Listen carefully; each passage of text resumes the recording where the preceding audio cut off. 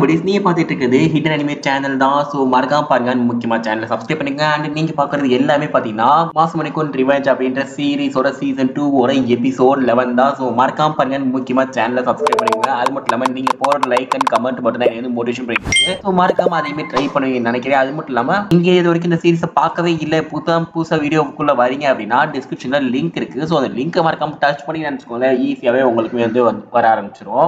நீங்க எல்லாருமே வாட்ஸ்அப் அக்கௌண்டோ இல்ல இன்ஸ்டாகிராம் அக்கௌண்டோ ஃபாலோ பண்ணா அதுக்குமே டிஸ்கிரிப்ஷன் லிங்க் இருக்கு. ஸோ அதையுமே பாத்தீங்கன்னா டச் பண்ணி யூஸ் பண்ண ஆரம்பிச்சுக்கோங்க. இப்போ அப்படியே பாத்தீங்கன்னா ஒரு 4 நாள் போயிடுச்சு. 4 நாளா நம்ம ஹீரோ வரவே இல்லை அப்படின்ற மாதிரி இருக்காங்க. அண்ட் ஹீரோட ஃப்ரெண்ட்ஸே பார்த்தா ரொம்பவே ஒரி பண்றாங்க, என்னடா ஆச்சு, எதுக்கு வரவே இல்லை அப்படின்னு சொல்லிட்டு. அந்த இடத்துல பாத்தீங்கன்னா உனக்கு எதுவும் தெரியுமா அப்படின்ற மாதிரி சொல்லிட்டு நம்ம ஃபுஜினோமேட்ட கேட்கறான் பாருங்க. ஃபுஜினோமே எனக்கே தெரியாது அப்படின்ற மாதிரி சொல்லிட்டு இருக்கேன். ஆக்சுவலி எல்லா ரீசனும் எது நடந்துச்சு எல்லாமே தெரியும், பட் எதுவுமே தெரியாத மாதிரி சொல்லிட்டு இருக்கா அவங்க ஃப்ரெண்ட்ஸ் கிட்ட. கேரக்டர் வர பாக்குறதுக்கே கடுப்பாகுது.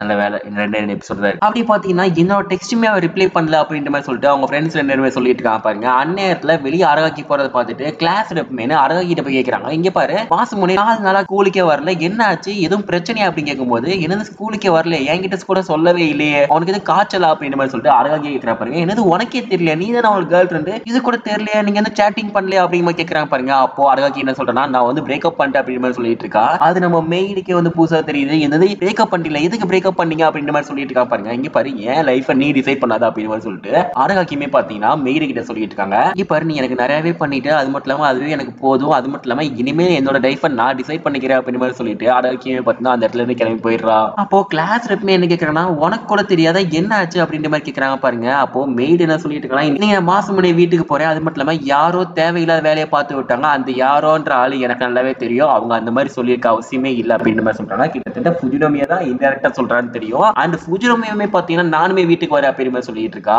பட் நம்ம மெய்டுக்குமே பாத்தீங்கன்னா இவ எதுக்கு வீட்டுக்கு வரா அப்படின்ற மாதிரி சொல்லிட்டு மெய்டுக்குமே கடுப்பாகுது. ஏன்னா இவ ஏதோ வேலையை பார்த்துட்டு இருக்கா அப்படின்றது நல்லாவும் தெரிய ஆரம்பிக்குது.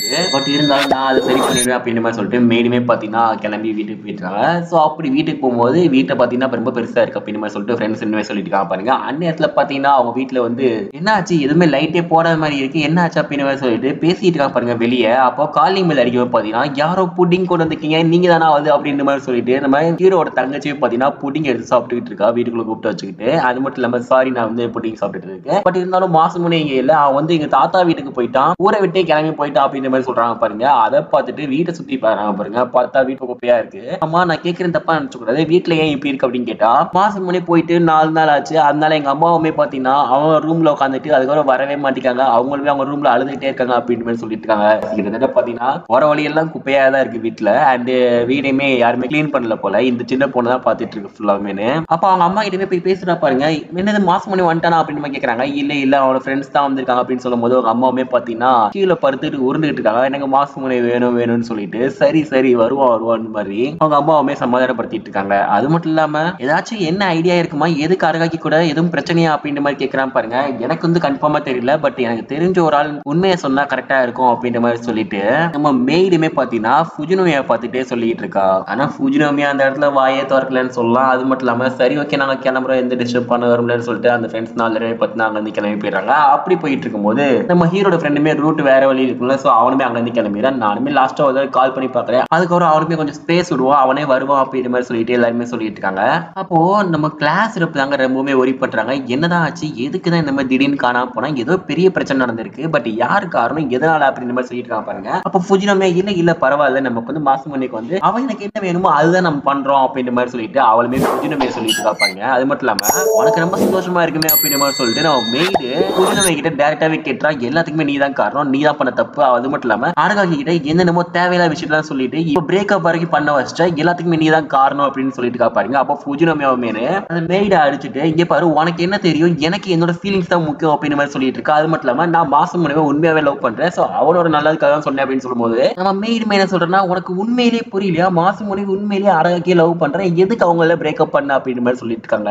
மாசம் முன்னே உண்மையிலே லவ் பண்ணலாம், அவன் சின்ன வயசுல பண்ண லவ்வுக்காக தான் இப்பயுமே அவன் லவ் பண்ணிட்டு இருக்கான் அப்படின்னு ஃபுஜினோவே சொல்லிட்டு இருக்கா பாருங்க. உனக்கு எதுவுமே தெரியல, நீ வாட்டு தேவையில்லாம உள்ள வந்துட்டு இருக்கா அப்படின்ற மாதிரி சொல்லிட்டு நம்ம மெய்டுமே சொல்லிட்டு இருக்கா. அண்ட் புஜினுமே பாத்தீங்கன்னா அந்த நடு ரோட்ல உட்காந்து அழுக ஆரம்பிக்கிறா. இங்க பாரு, நீ பண்ண வேலையால நீ அவங்க 2 பேரும் லவ் பண்ண நினைச்ச, சோ அவங்க 2 பேரும் லவ் பண்ண ஆரம்பிச்சிட்டாங்க. இப்போ நான் அமைதியா இருக்கேன், என்னோட லவ் நான் விட்டு கொடுத்து உட்காந்துருக்கேன் அப்படின்ற மாதிரி சொல்லிட்டு இருக்கா. அண்ட் மெய்டுமே என்ன சொல்றேன்னா, ஏமா அவன் முதல் விஷயமா உன்னை லவ்வே பண்ணல, எதுக்கு இப்படி பண்ணிட்டு இருக்கா அப்படின்ற மாதிரி சொல்லிட்டு மெய்டுமே கேட்டுட்டு இருக்காங்க. அந்த இடத்துல பாத்தீங்கன்னா ஆரோக்கியமே வந்துடுறா. ஆக்சுவலி ஆரோக்கியமே பாத்தீங்கன்னா ஹீரோட வீட்டுக்கு போயிட்டு வந்திருப்பா. மெய்டுமே அந்த இடத்துல இருக்கிறத பார்த்துட்டு, இங்க பாரு நீ என்ன பண்ணிட்டு இருக்க, என் கூட கொஞ்சம் நடந்து வரியா அப்படின்ற மாதிரி சொல்லிட்டு மெய்டுமே பாத்தீங்கன்னா கூட்டிட்டு போயிட்டு இருக்காங்க. அதே டைம்ல பாத்தீங்கன்னா நம்ம ஹீரோமே அவங்க தாத்தா வீட்டுல உட்காந்துட்டு குப்பையெல்லாம் போட்டு எரிச்சிட்டு இருக்கா பாருங்க. பார்த்தா அவங்க தாத்தாமே வந்துடுறாங்க. இந்த வீட்டுல ஸ்வீட்டுக்குலாம் இடம் இல்லைன்னு தெரியாதா அப்படின்னு மாதிரி சொல்லிட்டு இருக்காங்க. ஸோ அவனே பாத்தீங்கன்னா அந்த ஸ்வீட்டை என்ன பண்ணு தெரியாம சாப்பிடவும் முடியாம அவளுக்கு தான் வாங்கினேன், அவளே வேணான்னு சொல்லிட்டு போயிட்டான்னு சொல்லிட்டு அதையுமே பாத்தீங்கன்னா அந்த தீல போட்டு எரிச்சிடறான். ஆக்சுவலி அவனுக்குமே ரொம்ப ஃபீலிங்கா இருக்கு, இனிமேல் நம்ம கிட்ட அந்த பொண்ணு பேசவே பேசாதோ அப்படின்ற மாதிரி சொல்லிட்டு நம்ம ஹீரோமே ரொம்பவே ஃபீல் பண்ணிட்டு இருக்கான். அண்ட் அதே டைம்ல பாத்தீங்கன்னா நம்ம அரகாக்கி அண்ட் மெய்டு 2 பேருமே பேசிட்டு இருக்காங்க. நம்ம 2 பேருமே ரொம்பவுமே பேசவே இல்லைல அப்படின்ற மாதிரி சொல்லிட்டு பேசிட்டு இருக்காங்க. அப்படிலாம் எதுவும் இல்ல அப்படின்ற மாதிரி சொல்லிட்டு மெய்டுமே சொல்லிட்டு இருக்கா. இங்க பாரு, நான் உங்ககிட்ட உண்மையா ஒண்ணு சொல்லணும், உனக்கு மாசுமணியோ பிடிக்குமோ அப்படின்னு கேக்குறாங்க. அதுக்கு மெய்டுக்கு இல்ல இல்ல எனக்குலாம் பிடிக்காது, நீங்க அவனை லவ் பண்ணியா ஆகணும், அவங்களை உண்மையா லவ் பண்ணா நீங்களுமே அவங்களை உண்மையா லவ் பண்றீங்க அப்படின்னு சொல்லும்போது, இங்க பாரு இப்ப என் ஃபீலிங்ஸ் மேட்டர் இல்ல, உண்மையை சொல்லு, உனக்கு மாசுமணியோ உண்மையா பிடிக்குமா அப்படின்னு கேக்குறான் பாருங்க. அப்போ மெய்டுக்கு என்ன பதில் சொல்லணும்னு தெரியல. பட் உண்மையிலே பாத்தீங்கன்னா மெய்டுக்கு பாத்தீங்கன்னா எப்ப இருந்தோ ஃபீலிங்ஸ் வந்து வர ஆரம்பிச்சிருக்கும். பட் இந்த பொண்ணு பாத்தீங்கன்னா அரகாக்கிக்காக மொத்தமா விட்டு கொடுத்துடலாம் அப்படின்ற மாதிரி சொல்லிட்டு இருப்பான். ஏன்னா மாசுமணிக்கு மெய்டை வந்து ஒரு ஃப்ரெண்ட் மாதிரி தான் பாத்துட்டு இருப்பானே தவிர கடைசி வரைக்கும் லவ்வராகவே பாத்துருக்க மாட்டான். அது வந்து மெய்டுக்குமே புரியும். பட் இருந்தாலும் நீ போய் உண்மையா அவன் ஃபீலிங்ஸ் போய் அவரை போய் சொல்லி பாரு, அப்புறம் நீ வந்து டிசைட் பண்ணிக்கோ என்னனாலும் அப்படின்ற மாதிரி சொல்லிட்டு அரகாக்கியுமே பாத்தீங்கன்னா மெய்டு கிட்ட சொல்றா பாருங்க. நம்ம மெய்டு மேனு அப்படியே அழுக ஆரம்பிச்சிடா. சரி ஓகே நான் இங்க கிளம்புறேன், அது மட்டும் இல்லாம நான் போய் மாசுமணியை பார்க்க போறேன் அப்படின்ற மாதிரி சொல்லிட்டு அந்த பொண்ணையை பார்த்து நாங்க வந்து கிளம்பி போயிட்டு இருக்கா. அதே டைம்ல பாத்தீங்கன்னா அந்த ஃபுஜினோமியா அண்ட் நம்ம கிளாஸ் ரெப் இருக்காங்கல்ல, 2 பேருமே பாத்தீங்கன்னா ஒரு கரோக்கி ஸ்டேஷன்ல உட்காந்துருக்காங்க. அந்த இடத்துல நம்ம கிளாஸ் ரெப் என்ன சொல்லியிருக்காங்கன்னா, இங்க பாரு மத்தவங்கள பிரிக்கிறதுக்கு நம்ம வந்து ட்ரை பண்ணவே கூடாது, அது மட்டும் இல்லாம நீ வந்து லவ் பண்ணிருக்க உண்மைதான், நான் இல்லைன்னு சொல்ல, பட் அந்த பையன் ஒன்னு லவ் பண்ணவே இல்லை, அப்புறம் எதுக்கு நீ நடுல போயிட்டு இருக்க, சோ அது வந்து ரொம்ப பெரிய பிரச்சனையாகும், மத்தவங்க ஃபீலிங்ஸ் கொஞ்சமாச்சும் புரிஞ்சுக்க பாரு அப்படின்ற மாதிரி சொல்லிட்டு கிளாஸ் ரெப்மே அட்வைஸ் பண்ணிட்டு இருக்காங்க. அந்த பொண்ணுமே சரி சரின்னு சொல்லிட்டு இருக்கா. பட் உண்மையிலேயே புரியாளா அப்படின்றது சத்தியமா புரியல. இப்போ பாத்தீங்கன்னா இந்த மெய்டு மேனு நம்ம ஹீரோட தங்கச்சி கிட்ட இருந்து அட்ரஸ் வாங்கிக்கிட்டு அவங்க தாத்தா வீட்டு அட்ரஸ் வாங்கிட்டு அங்க இருந்து கிளம்பி போயிட்டு இருக்கா. கிட்டத்தட்ட ட்ரெயின் ஸ்டேஷன்லாம் உட்காந்து நான் எங்க இருந்து ஆரம்பிச்சேன், இங்க எப்படி அவன் மேல ஃபீலிங்ஸ்ல வர ஆரம்பிச்சு அப்படின்னு சொல்லிட்டு ஒவ்வொன்னா யோசிச்சு பார்த்துட்டு போய்கிட்டே இருக்கா. பட் இந்த பொண்ணுக்கே தெரியல ஆக்சுவலி நான் எப்பயோ அவன் மேல இருந்து ஃபால் ஆயிட்டேன் அப்படின்றது. அண்ட் ஹீரோமே பாத்தீங்கன்னா அவங்க தாத்தா வீட்டுல உட்காந்துட்டு இருக்கும் போது பாத்துட்டு இருக்கா. என்னடான்னு பார்த்தா நம்ம சின்ன வயசுல எந்த இடத்துல ட்ரைனிங் எடுத்தோம், நம்ம எவ்வளவு குண்டா இருந்தோம், இப்ப எவ்வளவு ஒல்லியா இருக்கோம், இப்ப எவ்வளவு ஃபிட்டா இருக்கும் அப்படின்ற மாதிரி யோசிச்சுட்டு இருக்கா. அது மட்டும் இல்லாம அவன் சின்ன வயசுல என்ன சொல்லிட்டு இருக்கானா, இங்க ரிவெஞ்ச் எல்லாம் விட்டு தேவையில்லை அப்படின்ற மாதிரி சொல்லிட்டு அவனே சொல்லிட்டு இருக்கான். பட் இருந்தாலும் என்னால் ரிவெஞ்ச் எல்லாம் விட முடியாது, எப்படி என்ன தைரியம் இருந்தா என்னை அந்த பொண்ணு ஏமாத்திட்டு போகும் அப்படின்ற மாதிரி சொல்லிட்டு செல்ஃப்மே சொல்லிட்டு இருக்கு பாருங்க. அதை கேட்டுட்டு சரி ஓகே உனக்கு சொன்னாலும் புரியாது, ஃபியூச்சர்ல வந்து பார்த்தாதான் தெரியும் என்ன நடந்துச்சு ஏது நடந்துச்சுன்னு சொல்லிட்டு இப்ப நீ அரைகுறையாதான் ஸ்டோரி புரிஞ்சிருக்கா அப்படின்ற மாதிரி சொல்லிட்டு இருக்கான். சரி ஓகே நீ இப்படியே வர ஆரம்பி, எல்லாமே நல்லதா நடக்கும் அப்படின்னு நம்புறேன் நானுமே, சோ நீ அப்படி நம்பிட்டு வா அப்படின்ற மாதிரி சொல்லிட்டு நம்ம ஹீரோமே சொல்லிட்டு இருக்கான். அப்படி பாத்தீங்கன்னா நம்ம ஹீரோமே அந்த இடத்துல எக்ஸசைஸ் பண்ணிட்டு இருக்கான் பாருங்க வெளியே. அப்போ ஆப்போசிட்ல அந்த மெய்டுமே வந்துடுறா. பிச் அப்படின்னு மாதிரி கூப்பிட்டு அவளே பாத்தீங்கன்னா போயிட்டு ஹீரோ ஹக் பண்ணிட்டு அப்படியே கிஸ் பண்ணிடுறா.